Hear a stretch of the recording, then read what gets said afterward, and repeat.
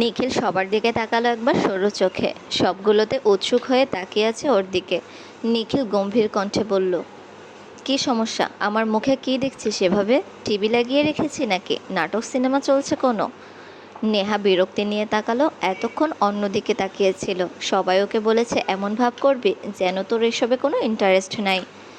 সাব্বির, বৃষ্টি, মিহির, জেরিন ভোতা মুখে তাকালো। তাদের ভাই একটা খাঁটি করলার জোশ, না হয় সব কিছুতে এত তেতো জবাব দেয় কিভাবে। জেরিন ইনিয়ে বিনিয়ে বলল, ভাইয়া সবাইকে বলো না প্লিজ, আমরা কোথাও ঘুরতে চাই। অনেক দিন তো হলো যাওয়া হয় না, এখন বন্ধ পেয়েছি, তুমি বললেই যেতে দিবে। নিখিল ভাবলেশীনভাবে বলল, এসব বিষয়ে আমি কোনো সাহায্য করতে পারবো না, আব্বুকে গিয়ে বল তোদেরকে নিয়ে যেতে। নেহা চোখ মুখ কুঁচকে বলল, তোমাদের আগেই বলেছি ওনার থেকে কিছু আশা করো না। আসলে হয়েছে কি, পরিবারের ওনার মূল্য কমে গেছে, এখন কেউ ওনার কথায় দাম দেয় না। জানে নিশ্চিত সবাইকে বললে মুখের ওপর না করে দিবে। নিজের সম্মান আর ভাব বজায় রাখতে এখন তোমাদের সামনে না করছে। তোমরা বড় আব্বুর কাছে গিয়ে বলো তোমাদের ঘুরতে নিয়ে যাবে। নিখিল তেতে গিয়ে বলল, কি বললি তুই? বড় আব্বুর চামচি? ভালো হয়েছে। আপনার কোনো সমস্যা? আমি যার খুশি তার চামচাগিরি করব। আমি তো আপনাকে কিছু বলিনি। না, আমি কোথাও ঘুরতে যাব, ওরা যেতে চেয়েছে ওদের সাথে বুঝুন, আমাকে কিছু বলবেন না। বেশি বেশি করলে আপনার চুল টেনে ছিঁড়ে না ফেলবো আমি। সাব্বির জেরিনকে খোঁচা মেরে বলল, জেরিন বইন, নেহা বইন তো এবার সাড়ে সর্বনাশটা করলো। নিখিল ভাইয়ের সামনে একটু চুপ থাকতে পারলো না। এদের ঝগড়ায় তো যাওয়াই এবার বাতিল হয়ে যাবে। বৃষ্টি বলল, উফ, তোমরাও না। নেহাকে এখানে এনেছিস কেন? পরে দেখতাম ওর এ বিষয়টা। এখন সব পরিকল্পনায় বস্তা ভর্তি পানি পড়ল। মিহির নাকচ করে ফিসফিস করে বলল, বস্তায় পানি রাখা যায় না তো জান পাখিটা, ওটা বালতি হবে। বৃষ্টি বালিশ ছুঁড়ে মারে মিহিরের ওপর। সাব্বির মুখ বাঁকিয়ে বলে, মিহির ভাই, আপনার প্রেম টেম জান টান এখন পকেটে রাখেন তো। এদিকে এদের মিল করাতে গিয়ে মনে হচ্ছে আমি সিঙ্গেল থাকতে থাকতেই বুড়ো হয়ে যাব। নিখিলের কণ্ঠে যেন বিস্ফোরণ হলো। আয় আয়, পারলে চুল টেনে ধর, তোর জন্যই তো চুলগুলো বড় করেছি, যাতে টেনে ছিঁড়তে পারিস। নেহা এবার উঠে এসে সত্যি সত্যি টেনে ধরল নিখিলের চুল। সাব্বির, জেরিন, বৃষ্টি গোল গোল চোখে তাকালো। মিহির যেন আঁতকে উঠল। নিখিলের চুলে কেউ হাত দেওয়া মানে তার তোপের মুখে পড়া। নিখিলের কাছে সবচেয়ে অপছন্দের বিষয় ওর চুলে হাত দেওয়া। নেহা মুহূর্তেই চুলগুলো টেনে পুরো এলোমেলো করে দিয়েছে। নিখিল এবার জোরে ধমকে সুরে বলল, নেহা। নেহার হাত থেমে গেছে। হঠাৎই এমন হওয়ার ভয়ে কিছুটা কেঁপেও উঠেছে। হাত সরিয়ে নিয়ে বুকে থুতু করে বলে উঠল, ডাইনোসরের মতো ডাকেন কেন? আমি কি কানে শুনতে পাই না নাকি? মানুষের তো হার্ট অ্যাটাক করিয়ে ছাড়বেন আপনি। তোর সাহস তো কম না, আমার চুলগুলোর কী অবস্থা করেছিস তুই? নেহা এগিয়ে এসে বলল, করেছি তো বেশ করেছি, 100 বার করব, আবার করব। কি করবেন আপনি? আমি আপনাকে ভয় পাই নাকি? নেহা ফের টান বসালো নিখিলের চুলে। মিহির সাব্বিরকে বলল, তোদের যাওয়ার হবে না রে সাব্বির, এবার বাসায় বসেই মুড়ি খা। নিখিল এবার নেহার খোপা করা চুলে টান মারল। নেহা দ্বিগুণ চেঁচিয়ে উঠে বলল, নিখিলের বাচ্চা, তোর মাথা ফাটিয়ে দিব আমি। আমার চুলে কেউ ধরলে একদম সহ্য হয় না আমার। সাব্বির, জেরিন, বৃষ্টি সমানে মুখে হাত দিয়ে চোখ বড় বড় করে তাকালো। নিখিল ভাইয়া এবার নেহার কি করবে? আপনি না, তুমি না, সোজা তুয়ে নেমে গেছে। নিখিল সরু চোখে তাকালো নেহার দিকে। নেহা নিজের হুঁশে থাকলে এমন কথা বলার দুঃসাহস জীবনেও দেখাতো না। সাব্বির চট করে বলল, নেহা বোন, তোর চুলগুলো কি সুন্দর, মাশাল্লাহ। আমার ভবিষ্যৎ বইয়ের জন্য এমন চুল থাকে। তুই তোর চুলের যত্নের সকল টিপস, তেল, শ্যাম্পুর নামগুলো বল আমাকে বোন, লিখে রাখি।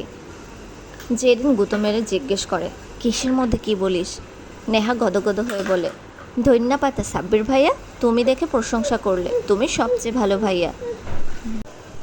জেরিন, বৃষ্টি, মিহির বলল, আর আমরা?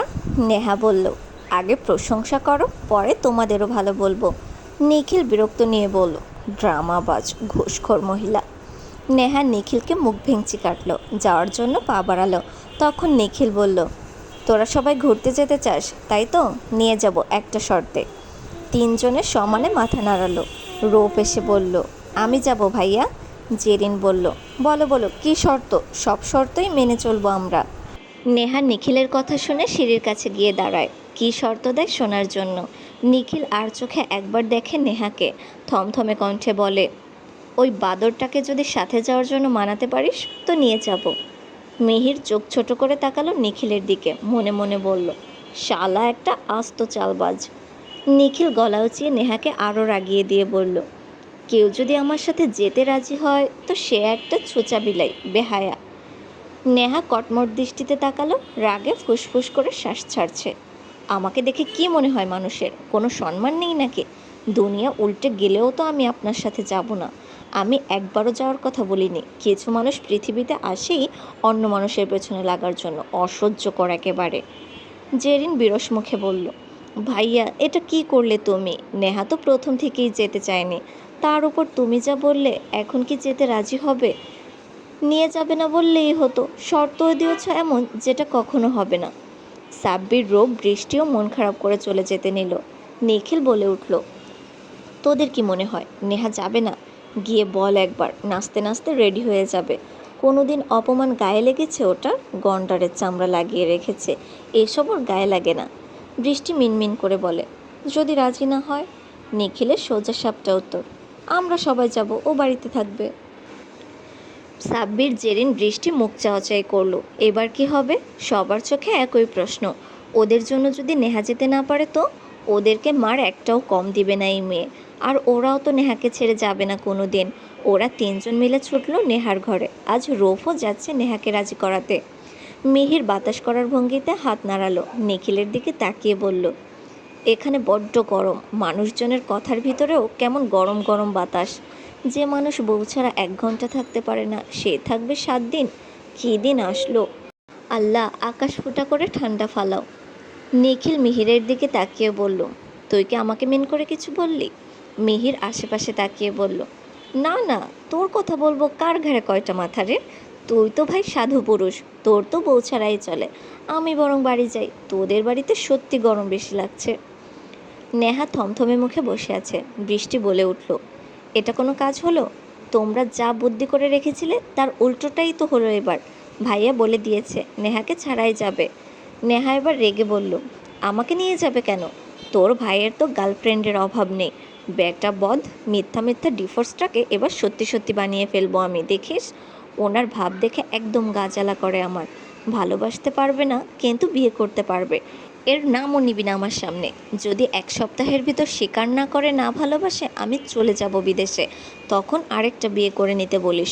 ওনার সাথে থাকবো না আমি। জেরিন নেহার কাঁধে হাত রেখে বলল, এত রাগ করছিস কেন সোনা?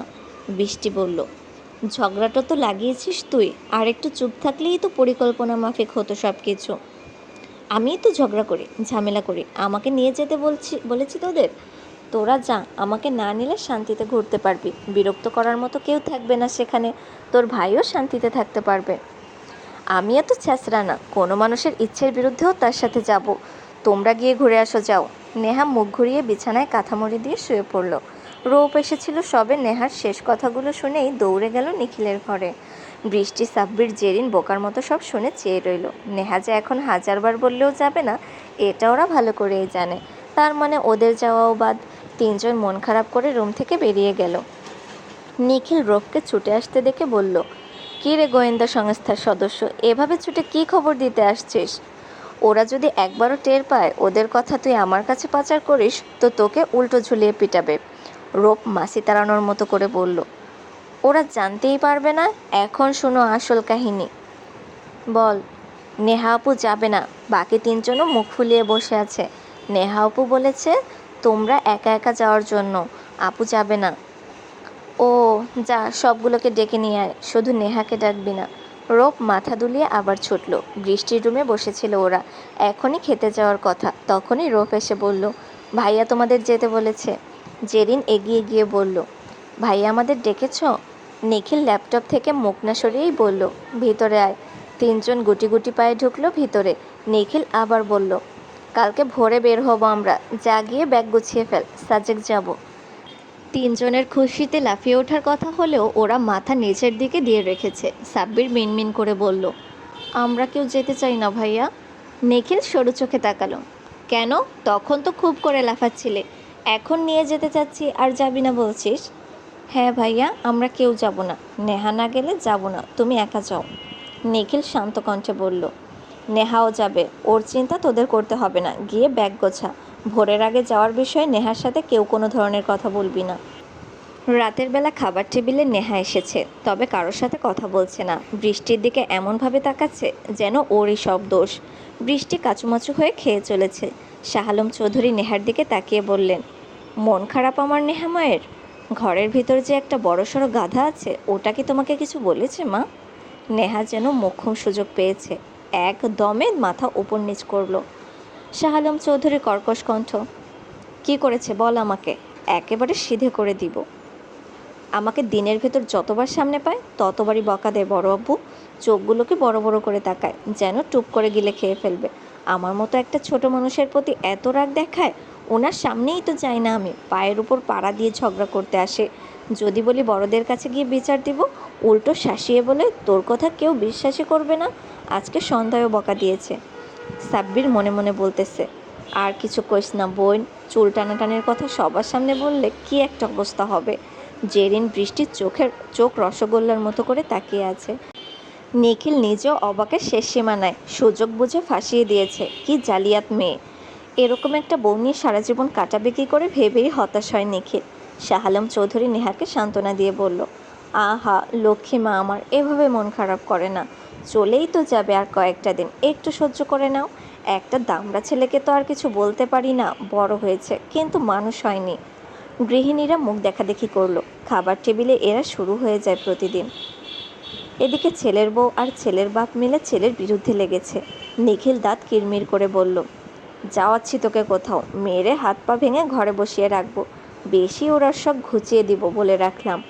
নেহা যেন এখন নেকার হদ্দ, কাঁদো কাঁদো ফেস করে বলে, বড়বাবু দেখেছ, তোমার সামনেই হুমকি দিচ্ছে। ভাবো একবার, একা পেলে কত মার মারবে। নিখিল রেগে গিয়ে বলল, এই একদম চুপ বলছি নেহা, তোকে অযথা বকা দেই আমি? কী করেছিস সন্ধ্যায়? চুল টানাটানি করে আমার চুল অর্ধেক ছিঁড়ে ফেলেছিস তুই। এখানে ন্যাকা সাজা হচ্ছে? আমি তোর বড় না? বিয়াদব! বড়দের চুল টেনে দেয়? কোনো ভদ্রতা শিখিসনি তো, পারিস শুধু ভ্যাবা করতে। নেহা নাক মুখ বাঁকিয়ে বলল, আপনি মনে হয় সাধু সন্ন্যাসী, আপনি নিজেও তো চুল টেনেছেন আমার, তাহলে তো সমান সমান হয়ে গেছে। আমি কি আপনাকে বকা দিয়েছি নাকি? আপনার মতো এত খারাপ না আমি। সাব্বির জেরিনকে গুঁতো মেরে বলল, এই তোর ভাই আর ভাইয়ের বউ মিলে স্যার কাছে চাকরি নিচ্ছে না কেন? ফ্রিতে বিনোদন দিয়ে কি লাভ? এতক্ষণ দোয়া করলাম যাতে নেহা এসব চুল টানাটানি নিয়ে কথা না বলে, কিন্তু তোর ভাই এটা কী করলো? মানে এরা কোন দিক দিয়ে বড় আমার তো বুঝে আসে না। সাহারা বেগম হু হু করে হেসে উঠল। হাসতে হাসতে বলল, তোরা দুজনকে এখনও এভাবে লেগে থাকিস? আল্লাহ, 2 দিন পর এরা বাবা মা হয়ে যাবে, তখন দেখা যাবে বাচ্চাদের সামনেও এরা মারামারি লাগছে। কথা শুনেই বিষম খেল নিখিল। তাহমিদা পানির গ্লাস এগিয়ে দিল। নেহা তো লজ্জায় শেষ। মেজমা একদম হাঁটে হাঁড়ি ভেঙে দিয়েছে। কোনো রকম খেয়ে নেহা কেটে পড়ল। নেহাকে লজ্জা পেতে দেখে নিখিল নিজেই ঠোঁট কামড়ে হাসল। নিখিল কোনো রকম খেয়ে ভাবল, বোকামি করে লজ্জায় পড়ার মতো খারাপ পরিস্থিতি মনে হয় আর নেই। নেহার সাথে থাকতে থাকতে ওর নিজেরও বুদ্ধি লোপ পাচ্ছে দিন দিন। দুজনকে এভাবে ভাগতে দেখে এবার সশব্দে হেসে উঠল টেবিলের সকলে। সেতারা বেগম বললেন, ঠিকই বলেছ বেঞ্চো বৌমা, এদের একটা বাচ্চা হলে মন্দ হয় না। যখন দুজন বাবা মা হবে তখন বাচ্চা সামলাতেই সময় চলে যাবে, নিজেরা আর ঝামেলা করবে না। হামিদা বেগম বললেন, তা তো ভালো বলেছেন আম্মা, কিন্তু নেহা এখনও তো ছোট, মাত্র বিয়ে হলো, ওদেরটা ওরা বুঝে নেবে। আল্লাহ চাইলে সময় সুযোগ মতোই নতুন সদস্য আসবে, এত তাড়া তো নেই। সে তারা সম্মতিসূচক মাথা নাড়ল। জেরিন সাব্বির আর বৃষ্টির সাথে মিনমিন করে বলল, ওদিকে দুজনের দূরত্ব শেষ হচ্ছে না, এরা এদিকে বাচ্চার প্ল্যানিং করে ফেলছে। দাদি তো সুপার ফাস্ট ভাই। সাব্বির ঘোর বিরোধিতা করে বলল, দাদি সুপারফাস্ট হলে আব্বুরা 10 ভাই হতো, বোন হতো কম করে হলেও 7 জন। কিন্তু কি হইল, আব্বুরা মাত্র 3 ভাই আর 1 বোন। আগের যুগে তো 15-20টা বাচ্চা কমন ছিল। বৃষ্টি ভুরু বাঁকিয়ে বলল, সাব্বির ভাইয়া, দাদিকে বলবো কথাটা? ছি ছি বৃষ্টি বোন, তুই তো একটা ঘষিটি বেগম। তাহমিদা বেগম বললেন, তোরা কি ফসর ফসর শেষ করবি? খাবার খাওয়ার নাম নেই, যখন দেখো বকবক শুরু। আরে ভাই, ধাক্কা খাওয়ার আর মানুষ পান না নাকি? আমার সাথেই এত লাগতে হয় কেন আপনার? নেহা বিরক্ত নিয়ে বলা কথাটা উপেক্ষা করে নিখিল। নেহা লজ্জা পেলেই ওর নাকে গালে গোলাপি আভা দেখা দেয়, ন্যাচারাল ব্লাশ। ফর্সা মুখশ্রীতে এখনও লজ্জার আভা স্পষ্ট দেখতে পাচ্ছে নিখিল। মেয়েটা কি জানে লজ্জা পেলে তাকে কত কত মারাত্মক সুন্দর লাগে? একদম খেয়ে ফেলার মতো টকটকে একটা টমেটো হয়ে যায়। নেহা ফের যাওয়ার জন্য পা বাড়াতেই ওর হাত টেনে সামনে দাঁড় করায় নিখিল। দু হাতে চেপে ধরে নেহার পাতলা গড়নের কোমল কণ্ঠ খাদে নামিয়ে বলে, আমাকে দেখলে এত পালাই পালাই করস কেন? নেহার শরীর শিরশির করে ওঠে। এই অভদ্রলোক যখন তখন এভাবে কাছে চলে আসে কেন? নেহা জবাব দেওয়ার মতো ভাষা হারিয়ে বসে থাকে। নেহা চোখ বন্ধ করে নিজেকে ধাতস্থ করে, হালকা রাগ মিশ্রিত কণ্ঠে বলে, আপনি এমন কেন বলুন তো নিখিল ভাই? সবার সামনে কি সব বলেছিলেন তখন? লজ্জা শরম কিছুই নেই আপনার? নিখিলের নির্লিপ্ত কণ্ঠ, না নেই। লজ্জা থাকবে মেয়েদের, যেমন তোর। আমার কাজ লজ্জা দেওয়া, আদর করে তোর লজ্জা ভাঙানোর নাম করে আরও বেশি লজ্জায় ডুবিয়ে ফেলা তোকে। নিখিল নেহার ঘাড়ে মুখ গুজে কানের কাছে ঘোর লাগা কণ্ঠে বলল, ইস নেহা, তুই একদম মাখনের মতো সফট, হাওয়াই মিঠাইয়ের মতো তুলতুলে, হাত লাগলেই একদম গলে যাস। এই দেখ, তোকে একটু ছুঁয়ে দিতে না দিতেই তুই কেমন নেতিয়ে পড়েছিস লজ্জাবতী পাতার ন্যায়। এত লজ্জা পেলে কিভাবে হবে জান? এখনও তো গভীরভাবে ছুঁয়ে দেওয়া বাকি। যেদিন আসবো সেদিন তুই হাজারো চেষ্টা করে দূরে সরাতে পারবি না। ভালোবাসায় মরিয়ে রেখে দিব তোকে। নেহা ফট করে চোখ খুলে কৌতূহল নিয়ে জিজ্ঞেস করে, আপনি আমাকে ভালোবাসেন নিখিল? নিখিল মুখ উঠিয়ে নেহার চোখের দিকে তাকালো। আজ কোনো চাঞ্চলতা নেই সেই চোখে, লুকানোর কিচ্ছু নেই। নেহার সরল দৃষ্টি জানতে চাচ্ছে নিজের করা প্রশ্নের জবাব। নিখিল গভীর দৃষ্টি রাখল সে চোখে। কি হলো কে জানে, দুজনেই ব্যস্ত চোখের গভীরে হারাতে। সিঁড়ির শেষ মাথায় এসে সাব্বির হাঁটা বন্ধ করে দেয়। কথা বলতে বলতে আসা জেরিন বৃষ্টির পরপর ধাক্কা খায় একে অপরের সাথে। জেরিন বিরক্ত নিয়ে বলে, কী সমস্যা তোর সাব্বির? মাঝ রাস্তায় এভাবে ঠেটার মতো দাঁড়িয়ে পড়েছিস কেন? সাব্বির প্রতি উত্তর করল না। জেরিন বৃষ্টি সাব্বিরের হঠাৎ তবদা খাওয়ার কারণ খুঁজতে ওর দৃষ্টি অনুসরণ করে তাকায়। নেহার কোমর জড়িয়ে ধরে দাঁড়িয়ে আছে নিখিল। নেহার মুখ ঢাকা পড়েছে নিখিলের বুকে। নিখিল এক দৃষ্টিতে তাকিয়েছে তার দিকে। বৃষ্টি সাব্বির হঠাৎ জোরে চেঁচিয়ে বলে উঠল, আমরা কিচ্ছু দেখিনি, আমরা কিচ্ছু দেখিনি। নিখিলের দৃষ্টি তখনও নেহার ওপর। ওদের দিকে না তাকিয়েই বলল, তোদেরকে দেখানোর জন্যই তো এখনও দাঁড়িয়ে আছি। দেখ দেখ, বড় ভাইকে দেখেই তো ছোটরা শিখবে। বড় ভাই হিসেবে আমারও তো একটা দায়িত্ব আছে নাকি? তোদেরকে রোমান্স শেখানোটাও তার মধ্যে পড়ে। নেহা বিস্ময়ে হা হয়ে গেছে। এ কোন নির্লজ্জের পালায় পড়ল? নিজের লজ্জা শরম নেই দেখে কি অন্যেরও নেই নাকি? বৃষ্টি সাব্বির জেরিনের চোখ বেরিয়ে আসার উপক্রম। তাদের এত ভোলাভালা ভাই জনসম্মুখে রোম্যান্স করছে। তারা কি ভুল ধারণাটাই না করেছিল ভাইয়ের ব্যাপারে? আজকে থেকে আর কাউকে বিশ্বাস করা যাবে না। সবাই গোপনে গোপনে নিজের রোমান্টিকতা লুকিয়ে রাখে। তাদের ভাই তো একদম মাস্টার বের হলো। নেহা নিখিলকে ধাক্কা মেরে সরিয়ে দিয়ে বলল, আমি গেলাম ঘুমাতে, তোমরা যা খুশি করো। নিখিল নেহাকে আদেশের সুরে বলল, এই এই, আমার রুমে চল, একসাথে ঘুমাবো। নেহা নাক মুখ কুঁচকে বলল, নিখিল ভাই, আপনি কি মুখটা বন্ধ রাখতে পারেন না? যা তা বের হয় আপনার মুখ থেকে। তুই আমার কথা শুনলেই তো আর আমি এসব করব না। আপনার সাথে ঘুমাবো না আমি, সাব্বির বলল। আজকে অন্তত ঘুমাবোন, সকালে তোকে তুলে নিতে সহজ হবে। নেহা ভ্রু কুঁচকালো, তুলে নিতে মানে? জেরিন সাব্বিরকে জোরে এক চিমটি কেটে বলল, আরে নেহা, তুই এই গাধার কথা কেন শুনছিস?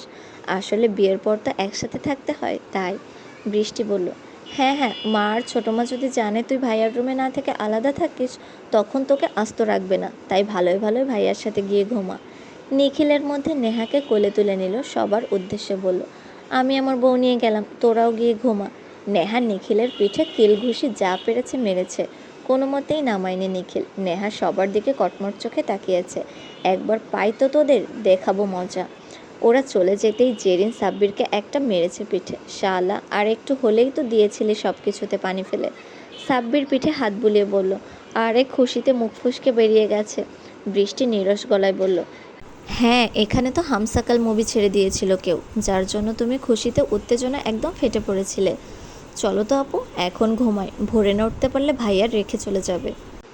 সকালে আড়মোড়া ভেঙে ঘুম থেকে উঠে নেহা দিয়েছে এক চিৎকার, আল্লাহ, আমাকে কিডন্যাপ করা হয়েছে। ও বড় আব্বু, আম্মু, মা, বড় মা, আমাকে বাঁচাও। পাশের সিটে বসে কান চেপে ধরে রেখেছে বাকি সবাই। নিখিল ড্রাইভিং সিটে বসে গাড়ি চালাচ্ছে, তার মাঝে কোনো হেলদোল নেই।